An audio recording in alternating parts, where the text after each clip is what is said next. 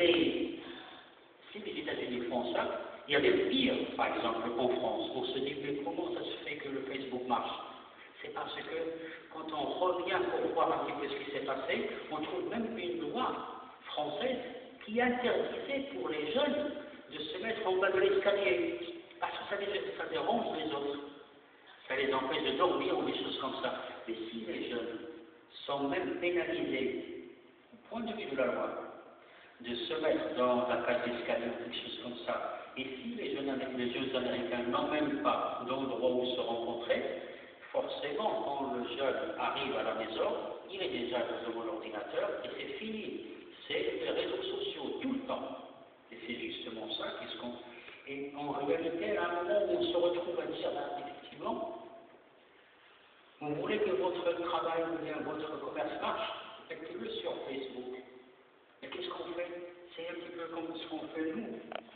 Je vous demande, est-ce que vous savez, est-ce que vous connaissez un bon maçon? Vous allez me dire, ah oui, il y a le maçon tel, il est extraordinaire. Ça, c'est ce qu'on appelle la communication virale. C'est-à-dire, je te rencontre, je te dis, celui-là, il est extraordinaire. Je vous le conseille, je le recommande, je le garantis. Et en réalité, c'est justement ça aujourd'hui. Tout le monde ne jure que par ça. Dans tout ce qui est économie de l'influence, en se disant, vous voulez que votre travail ou bien votre commerce marche, faites Facebook. Et mettez beaucoup d'amis, énormément d'amis. Et en réalité, chaque fois, je vais leur dire, vous savez, j'ai rencontré monsieur tel, ou bien j'ai lu l'article tel, il est extraordinaire. Je vous le conseille. C'est ça la communication virale. Et puis, il y a en fait une gestion là maintenant de l'identité. L'identité change. Parce que le jeune, quand je lui demande quelque chose, il va me demander à tous ses amis. On a toujours entendu comme quoi il y a comme aujourd'hui, même quand on va se rencontrer, on se dit en France par exemple, rendez-vous, et je le balance à mes amis, rendez-vous au parc tel, on va faire la fête. Et tout le monde se ramène à la fête. C'est ce qu'on appelle en fait les Facebook parties. Mais en réalité, c'est quoi? C'est justement une nouvelle identité qui est liée à d'autres personnes et on arrive en fait, et c'est ça ce qu'on appelle et on arrive à un moment en se disant, bon, je vous ai mis ici énormément de logos, mais en réalité, c'est juste tous les réseaux sociaux qui existent actuellement. Il y a des réseaux sociaux qui sont des professionnels, comme par exemple Viadeo, ou bien les petits, d'accord? Tout ça c'est du professionnel. Et puis il y a de la musique, il y a aussi des photos. Tout ce qui est Flickr, c'est des photos. Le Twitter, vous le connaissez déjà. Il y a bien sûr tout ce qui est distribution de vidéos et autres. Donc tout ça, c'est des éléments qui font qu'il y a une communauté. Et je sens aujourd'hui, c'est ça le plus important aujourd'hui dans le domaine numérique, il y a une nouvelle version, un nouveau sens de la communauté. J'appartiens à quelle communauté? Comment je réagis? Comment je pense? Est-ce que je dépends des autres? Qu'est-ce que je partage avec les autres? Et on va aller beaucoup plus loin en se disant quels sont les impacts en fait de cette sociologie. Et en réalité, on se retrouve à dire, mais peut-on tout simplement rassembler tout ça et communiquer, le faire communiquer entre eux? C'est-à-dire, de mon Facebook, je vais passer à Twitter et ainsi de suite. Et aujourd'hui, oui, on commence à le dire. Il y a même maintenant des classements. En réalité, quand on vous dit on va vous faire un entretien, on vous pose une seule question. Vous êtes abonné à combien de réseaux sociaux? Et si vous êtes partout, et si vous êtes, ça veut dire que vous êtes actif, vous êtes ouvert, et vous avez des amis, vous savez comment ça se passe, et ainsi de suite. Donc, on peut compter sur vous que vous êtes un nouveau sens de dire je suis ouvert, je suis tolérant, j'ai beaucoup d'amis, des choses comme ça. Alors, comment peut-on voir ces choses-là? Il reste encore une nouvelle dimension, et on l'a vu tout à l'heure, c'est lié un petit peu à cette histoire d'image. Et je vous ai introduit le terme de cloud. Et là maintenant, le cloud computing, c'est quelque chose de nouveau. Ça veut dire en réalité, on va pousser la mobilité dans ce sens-là de culture numérique jusqu'au point où on va le tout, le 100% ubiquité. Et le tout ubiquité, ça veut dire tout simplement, si par exemple aujourd'hui il y a Google Docs ou bien Google Apps, si par exemple aujourd'hui j'ai un compte sur Google et j'ai un email, un compte email, je suis capable d'aller partout, je n'ai plus besoin ni de Word ni de quoi que ce soit. Ça veut dire que tous les outils qui me permettent normalement de gérer ma vie, c'est-à-dire la bureautique, et tout ce qui est gestion personnelle, c'est-à-dire l'agenda, disons, tout ce qui est aussi même vidéo et des choses comme ça, tout ça, ça devient un cloud qui me suit. N'importe où je vais ouvrir mon email, je peux faire tout sans avoir, si j'ai uniquement une connexion, c'est largement suffisant. Et c'est ça là maintenant l'enjeu, et tout le monde court vers cette direction-là en faisant des concurrences entre Google, entre Facebook et tout ça. Donc on arrive en fait à se dire on partage tout. Mais il reste une chose qui est en fait un élément qui est très important. On a évité tout, mais là maintenant il reste encore le problème de dire et ces interactions-là, comment on peut les gérer? Parce que ces interactions-là, il va falloir éventuellement à un moment payer. D'accord? Il y a toujours des produits qu'on va acheter. Et comment va être cette communication-là à travers le mode de paiement? Et on pense réellement aujourd'hui à trouver un mode de paiement purement numérique. Il y a déjà PayPal, mais bon, ce n'est pas encore complètement, c'est pas la vraie réponse, et on pense en fait à dire comme quoi, ben, effectivement, on a toujours le gros problème, parce qu'il y a la mondialisation, il y a le numérique qui suit, mais il reste encore l'estimation ou bien tout ce qui est interaction, le terme interaction, c'est-à-dire l'échange, c'est-à-dire tout simplement le côté économique, et on est en train de penser comment ça va se faire dans l'avenir. Alors là maintenant je change complètement, juste histoire de dire comme quoi, vous vous rappelez pourquoi je m'intéresse à tout ça, c'est vous montrer parce que quelle que soit la durée et la taille de cette conférence-là, elle ne va jamais nous suffire pour, mais je vous promets que si ça intéresse des personnes, on peut, dans chaque rayon comme ça, dans chaque volet, on peut le détailler parce que normalement, on avait prévu de faire des séances spécialement que pour le blogosphère, par exemple. Alors, le terme blog, c'est quoi? Vous allez trouver toujours que c'est une ingéniosité, le technicien qui cherche à trouver un nom extraordinaire, c'est-à-dire, ça vient de web et log. Et quand on dit blog, c'est tout simplement le terme blog, chez tous les informaticiens et même le domaine scientifique, c'est tout ce qui est journal. Le journal, c'est-à-dire que chaque fois que vous demandez à quelqu'un, par exemple, qui est dans la technique numérique, il s'est passé quelque chose, il y a une erreur ou quelque chose comme ça, il va rapidement vous dire, vous n'avez qu'à aller voir le log de votre serveur, c'est-à-dire le journal de tout ce qui s'est passé, et vous allez trouver l'erreur.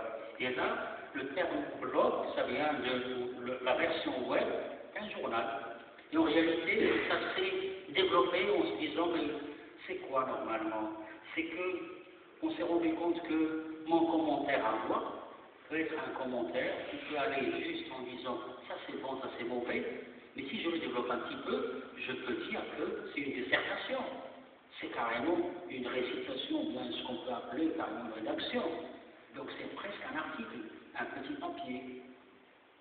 Et on s'est rendu compte que les gens, et surtout les jeunes, il y a eu une énorme étude sociologique sur ces activités-là de blog. Et on s'est rendu compte, pendant les 5 dernières années, on s'est rendu compte que chaque fois qu'il y a un problème là maintenant,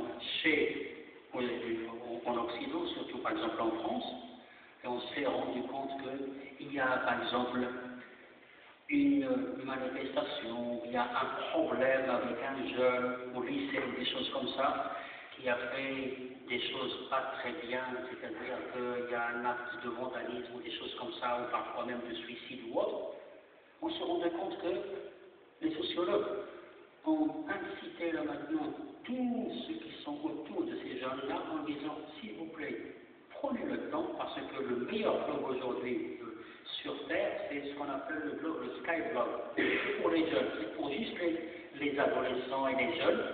Et on se retrouve à dire, comme quoi si j'analyse le poste que le jeune a déposé, il y avait un signal d'alarme. Il y avait carrément le jeune qui a dit, ben moi je vais faire brûler carrément le bâtiment, des choses comme ça, je vais me suicider. Et on s'est retrouvé à dire, ben finalement, les blogs, c'est justement ça. Le web blog, c'était un journal. C'est une autobiographie. Les jeunes n'ont pas trouvé de moyens ni d'endroit pour s'exprimer. Ils se sont retrouvés sur les blogs en disant j'en ai marre et des choses comme ça. Et puis il y en a qui font des choses très intéressantes et il y en a qui font presque des signaux d'alarme. Et puis, ben, ces blogs-là, maintenant, c'est devenu quelque chose d'incontournable. C'est devenu du journalisme, c'est devenu presque carrément des bouquins. Il y en a qui ont publié tout simplement leur blog en parlant d'un thème, des choses comme ça. Et puis, on s'est retrouvé à dire comme quoi, ben, effectivement, il y a une activité. Ben, maintenant, j'ai carrément la notoriété parce que il y a une chose qui est très importante dans l'Internet, c'est que on a fini par comprendre ce que ça veut dire notoriété. En réalité, rappelez-vous tout à l'heure quand on disait comme quoi toute personne qui est interactive et participative, ça veut dire qu'elle va donner son commentaire, il va voter. Mais ce n'est pas le vote au sens démocratique, c'est-à-dire que le citoyen a la possibilité de dire ben, je veux celui-là, je veux celui-là. Mais en réalité, non. Le vote dans le domaine de l'Internet, c'est qu'il faut qu'il y ait des gens qui connaissent. On n'a jamais jugé le monde scientifique par des gens qui ne sont pas des scientifiques eux-mêmes, qui ont vraiment un sens et de dire comme quoi je vais juger parce que, en connaissance de cause, j'ai peut-être la compétence pour donner un jugement correct et intéressant. Donc en fait, on est dans une certaine notoriété et on se retrouve à dire j'ai fait un commentaire dans ce blog-là, mais la personne qui va regarder, il va trouver que c'est mon nom qui va se dire bah, c'est extraordinaire parce que j'ai été jugé par la meilleure, en fait, l'avis le plus important du domaine. Imaginez par exemple, tout simplement, je suis en train d'écrire un bouquin. Ben, c'est très intéressant d'avoir une notoriété dans le monde littéraire qui va dire que ce que je fais est très intéressant. Et c'est tout là. Oui, c'est bon. J'ai presque fini. Ça veut dire qu'il reste encore quelque chose. En réalité, l'encyclopédie aussi, ça fait, rappelez-vous ce qu'on avait dit tout à l'heure, c'était que la contribution de tout le monde. Tout le monde peut participer et ça. Il y a une chose qui est très intéressante, c'est qu'en Allemagne, on a juste jugé que c'est très intéressant. Pourquoi ne pas imprimer tout ce qui a été fait? Et on s'est retrouvé avec une encyclopédie, un dictionnaire, où il y a 90 000 auteurs, 90 000 participants. Et c'est très très intéressant d'avoir l'information qui est en fait validée par tous ces gens-là. Alors il reste en fait à dire comme quoi ça change maintenant, c'est-à-dire l'information et toutes les données changent réellement. Pourquoi? Parce qu'il y a une organisation de l'information. Avant, chaque fois que je donne l'information, par exemple ici à la bibliothèque, on a en réalité un index, on a un catalogue, on a un repérage. Mais qui a fait ça? C'est les professionnels de la bibliothèque, de l'information. Mais là maintenant, c'est les gens eux-mêmes. Folk sont mis, c'est tout simplement le catalogage, l'indexation par la personne elle-même. Et puis, le terme tag, dans le monde de l'informatique, c'est les mots-clés. Ça veut dire qu'en réalité, c'est les personnes elles-mêmes qui, là maintenant, changent complètement la façon et la structure de déposer l'information. Je continue parce que sinon, c'était... Alors, je vais juste vous mettre... en fait, sur une voie qui est très intéressante. Tout à l'heure, on s'est dit quel est le droit et ainsi de suite. Et là maintenant, il y a un certain monsieur qui s'appelle Wittig. Et puis, c'est suite à un gros il n'y a même pas, c'est-à-dire au début de cette année, il y a un jeune qui s'appelle Aaron Schwartz, qui a fait énormément de choses en se disant comme quoi, bon, l'Internet c'est bien, mais où est-ce que je me trouve, moi? Quel est mon droit? Le droit d'auteur et la façon dont je vous ai parlé sur Adobe. Et on se retrouvait à dire, il y a peut-être des situations intermédiaires, comme par exemple le Creative Commons. Le Creative Commons, c'est que maintenant, c'est une licence. Quand on la met sur un document, c'est que je peux l'utiliser. Mais c'était venu d'où? C'est-à-dire qu'on s'est dit, ben, tout ça, c'est quelque chose qui est à la disposition parce qu'il y a normalement ce qu'on appelle les open source chez les programmeurs. Ça veut dire en réalité, vous prenez un programme, c'est libre. Mais en réalité, c'est l'utilisation, c'est l'usage. C'est-à-dire que le créateur, il dit lui-même, je pose ça. Toute personne qui veut l'utiliser, donc c'est un petit peu la même chose que moi, par exemple, je vous donne un cours, si ça vous dit, vous avez mon autorisation pour l'utiliser, pour l'usage. Alors que c'était vraiment créer un amalgame à une époque de savoir comment ça va se faire. Alors donc, faire suivre, c'est quoi? Ça veut dire qu'il y a un problème. Moi, quand je lis, à l'époque, c'est quoi? J'achète un bouquin chez le libraire, je l'ai lu, ça me plaît, je vais le conseiller à tous mes amis. Et c'est comme ça, normalement, la sociologie de toute la lecture, c'était ça. Je suis influencé par celui qui va me donner un livre en disant celui-là, il est très bien, lis-le. Et en réalité, là maintenant, ça devient d'une autre dimension, c'est-à-dire que j'ai lu et je vais le dispatcher à tout le monde. Le long, il y a des milliers de personnes. Le problème, c'est que celui qui a écrit ça, ça devient une perte pour lui. Si on regarde le côté négatif.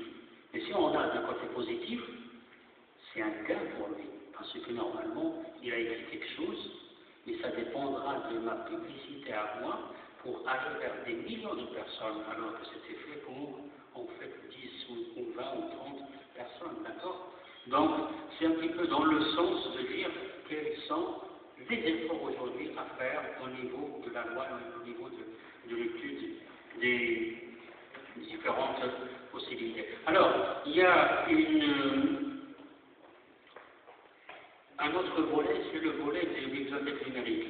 Et là, pourquoi je vous raconte ça? C'est parce que c'est très intéressant de comprendre qu'il y a quelques années, il y avait un gros problème qui s'est explosé entre les États-Unis et les pays d'Europe.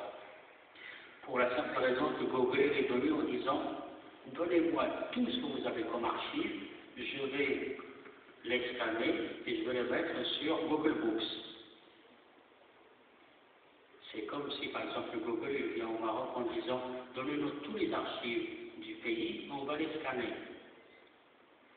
C'est une réaction très particulière. Pourquoi? Parce que Google, il va les prendre, il va les mettre sur son serveur. Mais ils sont plus presque notre